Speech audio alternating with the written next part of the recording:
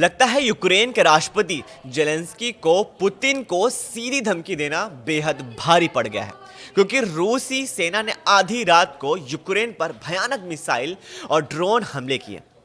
अब इन हमलों की तीव्रता का इसी से अंदाजा लगा सकते हैं कि रूस ने करीब 700 मिसाइल और ड्रोन से हमले करके राजधानी कीव को पूरी तरह से ब्लैक आउट कर दिया है। अब जेलेंस्की ने नाटो, अमेरिका और पूरे यूरोप को चेतावनी दी है कि यूक्रेन हारा तो अगला हमला उन पर होगा। अभी 24 घंटे भी नहीं हुए हैं कि जेलेंस्की की उस धमकी को, जिसने जेलेंस्की की टीम ने बयान दिया था कि यूक्रेन किसी भी कीमत पर रूस को 1 इंच भी जमीन नहीं देगा। और इधर पुतिन ने यूक्रेन की इस धमकी और चैलेंज के खिलाफ यूक्रेन की राजधानी कीव पर इतना भयानक हवाई हमला किया कि जिससे कीव के 7 जिलों में कोहराम मच गया। दावा किया गया है कि रूस ने मिसाइल और ड्रोन का ऐसा क्लस्टर अटैक किया जिसने यूरोप, अमेरिका और नाटो के एयर डिफेंस का धुआं निकालकर रख दिया।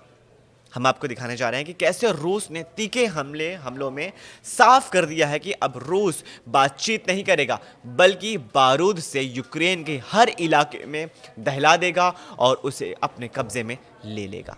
इधर खबर है कि रूस ने सीधी जंग में नाटो और ख़ास तौर से जर्मनी पूरी तरह से घिरने जा रहा है। दावा तो यहाँ तक किया जा रहा है कि रूस के खिलाफ जर्मनी ने जंग करने के लिए 1200 पेज में गुप्त प्लान बनाया, जिसे यूरोपीय यूनियन और नाटो देश के साथ साझा किया जा रहा है।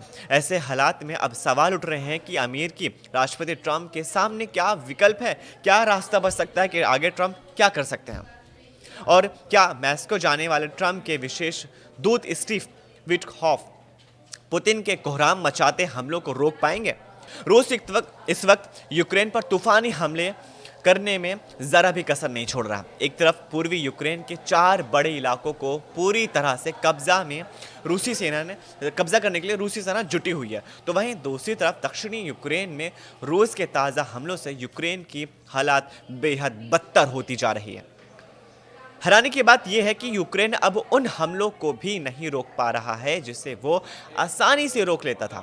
दावा किया जा रहा है कि रूसी सेना ने यूक्रेन में तैनात अमेरिका, यूरोप और नाटो देश के एयर डिफेंस सिस्टम की काट खोज ली है, जिसकी वजह से अब रूस के हवाई हमलों को 6 से 80% की बीच सफलता मिलने लगी है। आधी रात में जिस तरह से रूस ने ताज़ा हमले से कीव में कोहराम मचा दिया, उसने जेलेंस्की के होश का फाख्ता कर दिया।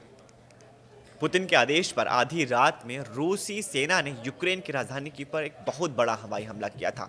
दावा यह भी किया जा रहा है कि नवंबर महीने का ये सबसे बड़ा हवाई हमला कीव के ऊपर हुआ है।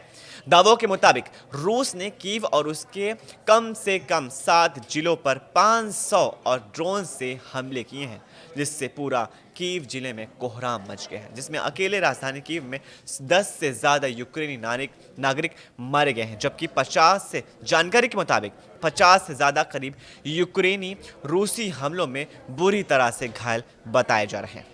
दावा तो यहाँ तक भी किया गया है कि रूस ने चुन कर कीव में उन इलाकों को निशाना बनाया जहां अमेरिका और यूरोप के एयर डिफेंस से तैनाती की गई थी। यानी रूस ने इस्कंदर और किज्ल जैसे मिसाइलों से अमेरिका और नाटो के एयर डिफेंस सिस्टम को चकमा देते हुए भयानक तबाही मचाई है।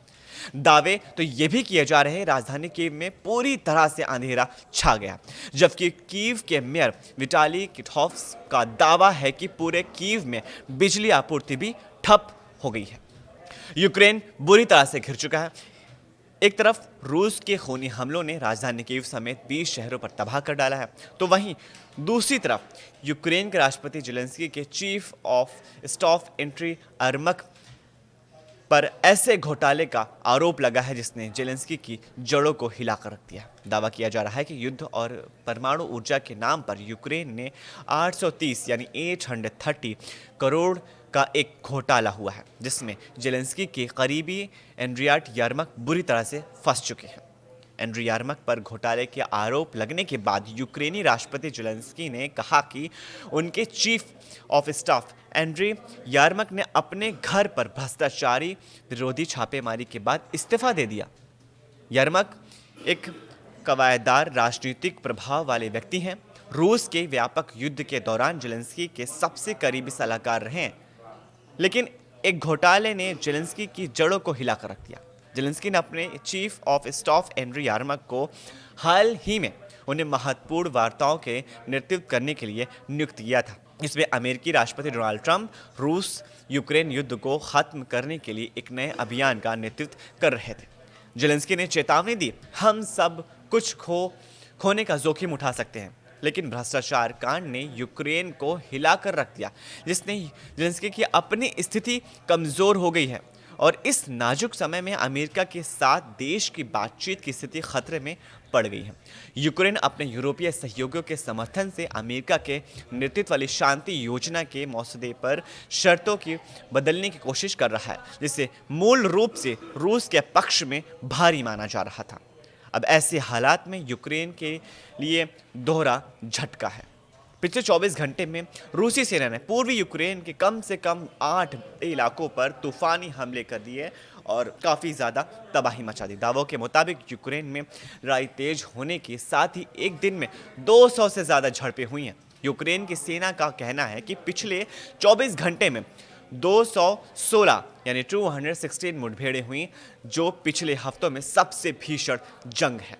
दावों के मुताबिक रूस ने 41 हवाई हमले किए, 100 से ज़्यादा गाइडेड बम से हमले किए, 3000 यानी 3100 से ज़्यादा आत्मघामी ड्रोन से हमले किए। यूक्रेनी ठिकानों और कस्बों को पर लगभग 3000 यानी 3000 तोप के गोले दागे गए। कई मोर्चे पर यूक्रेनी और रूसी सेना के बीच आमने सामने की जंग हो रही है। यूक्रेनी सशस्त्र बलों के जनरल स्टाफ ने दावा किया है कि उनके बलों ने पिछले दिन 1140 रूसी सैनिक को मार डाला या घायल कर दिया। यूक्रेनी सेना का यह भी दावा है कि उसने पिछले 24 घंटे में एक रूसी टैंक, 3 बख्तरबंद लड़ाकू वाहन, 21 तोपखाना इकाई, 214 यानी 214 ड्रोन और 2 विमान नष्ट कर दिए हमला करके। अगर रूसी हमले को लेकर पिछले 60 दिनों के आंकड़ों पर नजर डालें तो हमले 28 सितंबर 2025 से 27 सितंबर 2025 तक रूसी हमलों में बेतहाशा वृद्धि देखी गई है, जिसमें रूस ने मिसाइलों और ड्रोन का रिकॉर्ड तोड़ इस्तेमाल किया।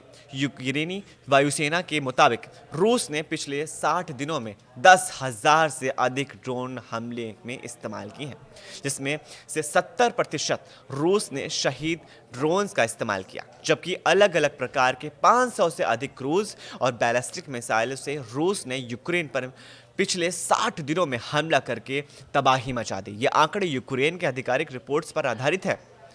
रूस का दावा है कि ये हमले यूक्रेन की सैन्य क्षमता को कमजोर करने के लिए किए गए थे, लेकिन यूएन मानवाधिकार निगरानी मिशन के मुताबिक यह नागरिकों पर एक तरह का बुरी तरह हमला है और 2025 में कीव में नागरिक मौतें 2024 की तुलना में 4 गुना अधिक बताई जा रही हैं। राष्ट्रपति जेलेंस्की ने इसको आतंकवादी हमला करार दिया है। रूसी हमलों से यूक्रेनी शहर में हाहाकार मचा हुआ है। रूसी सेना ने पूर्वी यूक्रेन के में व्यावसायिक अनुसार गांव पर कब्जा किया और प्रोस्केव के 66% हिस्सों पर नियंत्रण मजबूत कर लिया। इस वीडियो को ज़्यादा से ज़्यादा लाइक कीजिए, अपने फैमिली और व्हाट्सएप ग्रुप में इसे शेयर कीजिए और नीचे दिए गए कमेंट्स में हमें अपनी राय ज़रूर बताइए। क्या रूस आने वाले दिनों में अब ज़्यादा आक्रामक हो जाएगा और क्या यूक्रेन को पूरी तरह से अपना कब्जा कर लेगा? नीचे दिए गए कमेंट्स में हमें अपनी राय ज़रूर शेयर कीजिए। हम फिर मिलेंगे एक नई खबर के साथ, तब तक के लिए शुक्रिया।